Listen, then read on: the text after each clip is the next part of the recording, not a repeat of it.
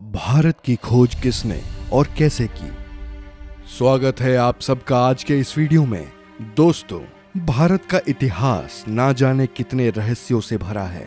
भारत एक प्राचीन देश है जो अपने बीते सालों में हमेशा से हर मामलों में परिपूर्ण रहा है। न केवल धन वैभव से बल्कि प्रकृति से भी हमेशा से परिपूर्ण रहे हैं और इसीलिए भारत पर लोगों की बुरी नजर भी रहती है।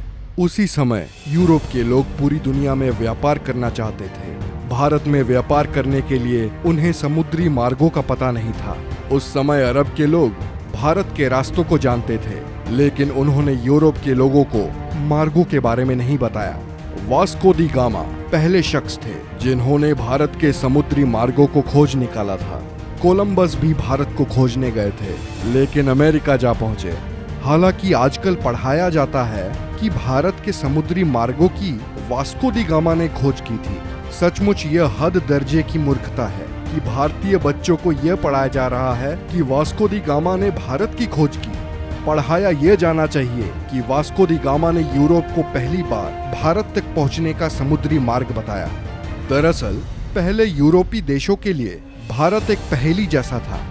यूरोप अरब के देशों से मसाले, मिर्च आदि खरीदता था, लेकिन अरब देश के कारोबारी उन्हें ये नहीं बताते थे कि यह मसाले वह पैदा किस जगह करते हैं। यूरोपीय इस बात को समझ चुके थे कि अरब कारोबारी उनसे जरूर कुछ छुपा रहे हैं। ये कारोबारी अरब के उस पार पूर्वी देशों से ज्यादा परिचित नहीं थे। जहां तक सवाल भारत का है, तो इसके एक और हिमालय की ऐसी श्रृंखलाएं हैं जिसे पार करना उस दौर में असंभव ही था। भारत के दूसरी ओर 3 ओर से भारत को समुद्र ने घेर रखा था। ऐसे में यूरोप वासियों के लिए भारत पहुंचने के लिए 3 रास्ते थे। पहला, रशिया पार करके चीन होते हुए बर्मा में पहुंचकर भारत में आना, जो कि अनुमान से कहीं ज्यादा लंबा और जोखिम भरा था। दूसरा रास्ता था अरब और ईरान को पार करके भारत पहुंचना, लेकिन यह रास्ता अरब के लोग इस्तेमाल करते थे और वे किसी अन्य को अंदर घुसने नहीं देते थे। तीसरा रास्ता समुद्र का था, जिसमें चुनौती देने वाला सिर्फ समुद्र ही था। वास्को दी गामा एक पुर्तगाली नागरिक था जो पेशे से एक नाविक था। इसका जन्म 1460 ईस्वी में पुर्तगाल के साइनस में माना जाता है। उस समय में अरब के लोग यूरोप में मसाला बेचा करते थे जो वो भारत से लाते थे। यूरोप में इन मसालों की मांग बहुत ज्यादा थी, इसीलिए यूरोप के लोग भारत जाकर मसाले लाना चाहते थे, लेकिन उनके लिए भारत जाने का रास्ता दुर्गम भरा था। उन्हें भारत जाने के लिए ईरान, अफगानिस्तान होकर जाना पड़ता था, जो काफी खर्चीला और कठिन रास्ता था। उन्हें ऐसे मार्ग की आवश्यकता थी जो भारत कम समय में ले जाए। ऐसा मार्ग केवल समुद्र के जरिए ही संभव था। वास्को द गामा ने भारत के इन रास्तों की खोज करने की ठानी और इस ऐतिहासिक सफर पर निकल पड़े। वर्ष 8 जुलाई 1497 में वास्को दी गामा ने अपने साथियों के साथ भारत की खोज के लिए रवाना हुए।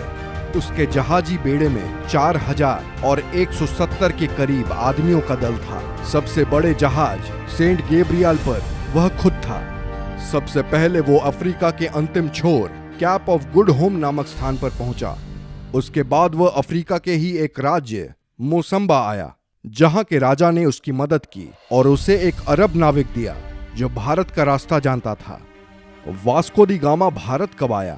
वास्को दी गामा अफ्रीका महाद्वीप का चक्कर लगाकर भारत के कालीकट बंदरगाह केरल पर पहुंचा था।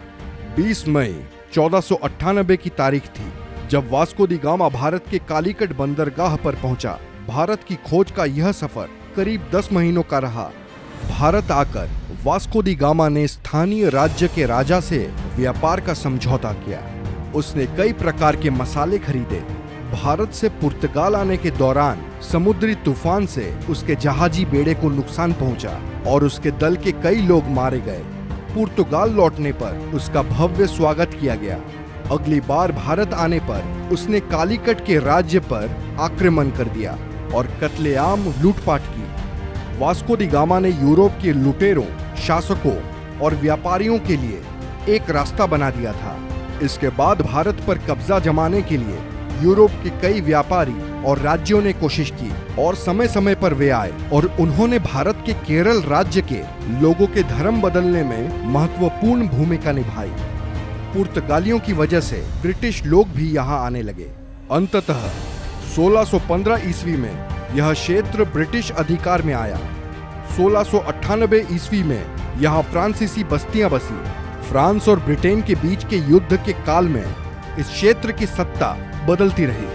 1503 में वास्को पुर्तगाल लौट गए और 20 साल वहां रहने के बाद वह भारत वापस चले गए। 24 मई 1524 को वास्को दी गामा की मृत्यु हो गई। लिस्बन में वास्को के नाम का स्मारक है। इसी जगह से उन्होंने भारत की यात्रा शुरू की थी। दरअसल 1492 में नाविक राजकुमार हेनरी की नीति का अनुसरण करते हुए किंग जॉन ने एक पुर्तगाली बेड़े को भारत भेजने की योजना बनाई ताकि एशिया के लिए समुद्री मार्ग खुल सके। उनकी योजना मुसलमानों को पछाड़ने की थी, जिनका उस समय भारत और अन्य पूर्वी देशों के साथ व्यापार का एकाधिकार था। एस्टावो डी गामा को इस अभियान के नेतृत्व के लिए चुना गया, लेकिन उनकी मृत्यु के बाद वास्को द गामा ने उनका स्थान लिया। ये कहना कि भारत की खोज कब हुई महज एक बेतुका सवाल है। भारत किसी की खोज का मोहताज नहीं है।